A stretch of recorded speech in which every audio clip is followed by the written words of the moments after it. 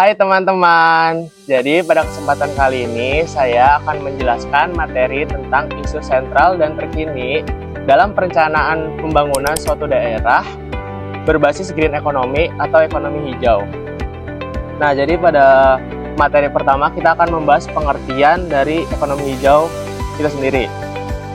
Jadi ekonomi hijau adalah suatu sistem kegiatan ekonomi yang mencakup berbagai proses, mulai dari cara kita memproduksi, menyalurkan, hingga menggunakan barang secara berkelanjutan tanpa merusak ekosistem suatu lingkungan atau menghabiskan sumber daya alam.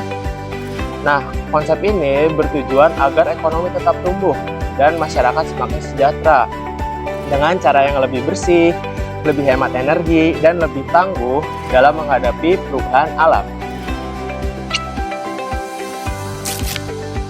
Nah, dengan kata lain, ekonomi hijau ini bertujuan untuk memastikan pertumbuhan ekonomi suatu negara tanpa merusak ekosistem lingkungan itu sendiri, sehingga keberlanjutan dapat terjaga dalam jangka panjang. Nah, model ekonomi ini berusaha mengurangi dampak negatif terhadap lingkungan, sambil juga mendorong efisiensi dalam pemanfaatan sumber daya alam dan peningkatan kesejahteraan masyarakat. Pernahkah kalian berpikir apakah pembangunan saat ini menjamin generasi yang akan datang? Nah, pada konsep green economy ini, di mana tidak mengorbankan alam, tapi memanfaatkan alam secara bijak dan berkelanjutan. Nah, peran pemerintah daerah sangat penting dalam mengintegrasikan green economy ini, yaitu perencanaan jangka menengah daerah, pengelolaan sumber daya alam, dan pengembangan ekonomi lokal melalui transaksi energi yang rendah karbon, memanfaatkan energi terbarukan, dan pembangunan infrastruktur yang ramah lingkungan. Dan kita melalui beberapa strategi. Yang pertama yaitu penyusunan kebijakan pembangunan yang mengintegrasikan aspek ekonomi, sosial, dan lingkungan secara seimbang. Kedua, peningkatan efisiensi energi dan penggunaan teknologi yang ramah lingkungan. Kemudian yang ketiga, pemberdayaan masyarakat melalui pengembangan usaha berkelanjutan dan penciptaan lapangan kerja yang hijau. Dan yang keempat, yaitu mendukung program yang berbasis lingkungan oleh daerah setempat. Selanjutnya, ada metode atau langkah yang dapat dilakukan untuk memahami penerapan green economy dalam perencanaan pembangunan daerah. Langkah yang pertama adalah mengidentifikasi masalah dengan melihat kondisi di lapangan. Jadi, dalam tahap ini dilakukan observasi dan berdiskusi langsung dengan pihak terkait seperti Badan Perencanaan Pembangunan Daerah atau biasa kita sebut dengan Bapeda. Dari proses ini dapat diketahui kendala yang masih terjadi dalam konsep penerapan ekonomi hijau di suatu daerah. Kemudian langkah yang kedua yaitu adalah menganalisis data dan kajian literatur. Jadi pada tahap ini data yang sudah diperoleh dapat dianalisis untuk menemukan akar permasalahannya. Selain itu dapat juga mempelajari informasi dari berbagai sumber seperti jurnal dan penelitian sebelumnya. Tujuannya agar mudah memahami masalah sekaligus mencari solusi yang tepat.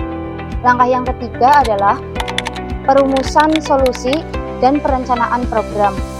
Pada tahap ini dilakukan penyusunan langkah-langkah yang dapat membantu meningkatkan penerapan ekonomi hijau dalam perencanaan pembangunan daerah. Misalnya, melalui pelatihan atau sosialisasi tentang konsep green economy dalam pembangunan daerah. Yang keempat adalah pelaksanaan program. Pada tahap ini, program yang sudah direncanakan kemudian dijalankan secara bertahap. Pada tahap ini juga dilakukan penyesuaian jika ada kendala di lapangan. Yang terakhir adalah monitoring dan evaluasi. Evaluasi dapat dilakukan yaitu untuk melihat apakah program yang sudah dilakukan itu berjalan dengan baik dan bisa menjadi bahan perbaikan di masa depannya. Dikutip dari jurnal Pengabdian Masyarakat Indonesia karya Dwi Budi Santoso 2025. Halo teman-teman, Jadi pada kesempatan kali ini saya akan membahas terkait isu sentral dan juga isu terkini. Jadi isu sentral itu ibarat fondasi dan tata ruang. Ibarat isu sentral itu masalah yang harus dibereskan oleh pemerintah daerah. Jadi selama ini pemerintah bangga kalau produk domestik brutonya naik. Tapi mereka lupa kalau sumber daya alam yang mereka pakai selama ini itu bakalan habis. Contohnya seperti hutan gundul dan contohnya ada di Kabupaten Siak, Provinsi Riau. Itu dulunya di kabupaten tersebut pusatnya ada pembakaran karena banyaknya lahan sawit. Maka dari itu pemerintah Kabupaten Siak melakukan tindakan kalau perusahaan dan juga para investor nasional itu tidak boleh menggunakan lahan itu sendiri. Jadi mereka boleh menggunakan lahan tersebut cuman dengan cara ekowisata dan juga pengolahan lahan. Alhasil dampak dari tindak lanjut pemerintah Kabupaten Siak itu investasi tetap berjalan, cuman pembakaran lahan yang semakin turun. Itu untuk isu sentralnya. Lanjut. Oke teman-teman, dilanjut isu terkininya. Jadi gampangnya gini, bukan lagi soal bagaimana caranya kita membuang sampah ke TPA daerah, tapi bagaimana caranya sampah itu menjadi pendapatan untuk suatu daerah. Jadi saya melihat dari kasus Cilacap itu masih tetangga kita, itu mereka membuat suatu inovasi baru yang namanya refuse derived fuel, yang dimana ini adalah teknologi yang sangat terbaru di Indonesia yang menggantikan batu bara. Dari yang awalnya batu bara ini untuk bahan bakar, tapi ini menggunakan sampah untuk bahan bakar itu sendiri. Jadi mereka itu pemerintah Kabupaten Cilacap itu bekerja sama dengan perusahaan atau pabrik semen di sana yang namanya SBI itu. Jadi mereka masyarakat mengumpulkan sampah-sampah lalu dikeringkan, setelah itu dicacah oleh mesin raksasa yang kemudian sampah itu menjadi cuan buat kabupaten daerah Cilacap yang sangat lumayan ya, yang untuk menggantikan batu bara. Hal ini sangat satu contoh untuk daerah yang lain untuk melakukan inovasi di green economy. Oke, terima kasih teman-teman. Selanjutnya ada tantangan green economy dalam perencanaan pembangunan daerah. Dalam implementasi green economy, terdapat beberapa tantangan utama yang menjadi isu sentral dalam pembangunan daerah.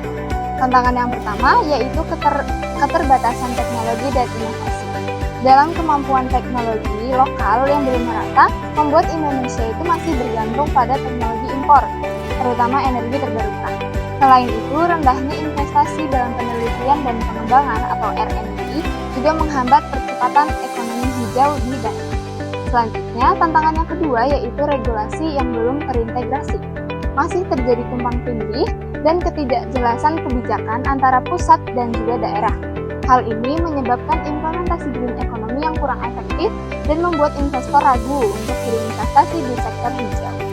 Tantangan yang ketiga yaitu rendahnya kesadaran dan partisipasi publik.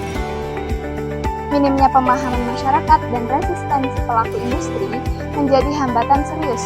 Banyak pihak yang masih berorientasi pada keuntungan jangka pendek tanpa mempertimbangkan keberlanjutan lingkungan. Kemudian tantangan yang keempat yaitu keterbatasan pendanaan. Kebutuhan dana untuk proyek hijau itu sangat besar, sementara alokasi APBN untuk perubahan iklim masih terbatas. Hal ini menjadi tantangan bagi daerah yang memiliki keterbatasan anggaran. Namun, di balik tantangan tersebut, ada peluang besar untuk Indonesia. Indonesia itu memiliki potensi energi terbarukan yang sangat besar dan peluang terciptanya lapangan kerja hijau.